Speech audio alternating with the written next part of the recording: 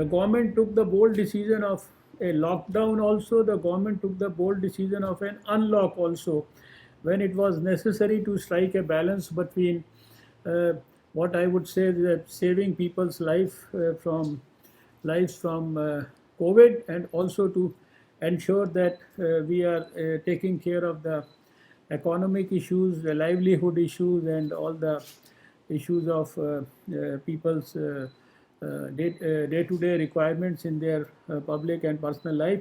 So that balance could be struck because we started with an unlock activity in a graded manner, and right from the very beginning, the government has adopted a proactive and a preemptive strategy. If we don't discuss at the present moment the capital where we all live, where unfortunately the things are not as per our expectations, although we had forewarned about the impending cold weather, impending festivals, and impending pollution issues, etc., which could aggravate the situation.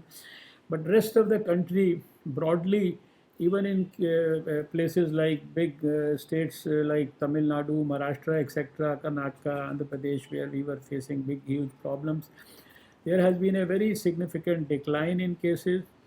We used to have almost 10 lakh active cases in the country. Now we have close to 4 lakh, 4.5 lakh active cases. Similarly, every day we were getting something like a few weeks back, we were getting something like 90,000 to 1 lakh cases per day. Now we are getting close to 50% of that, less than 50% of that. So broadly, things appear to be uh, under control.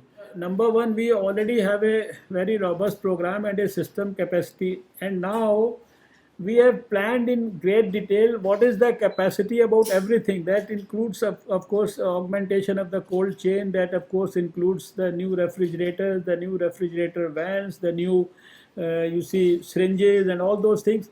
So we have already worked out all those details. What is the deficit that we may have, and all processes for formal procurement of all those things.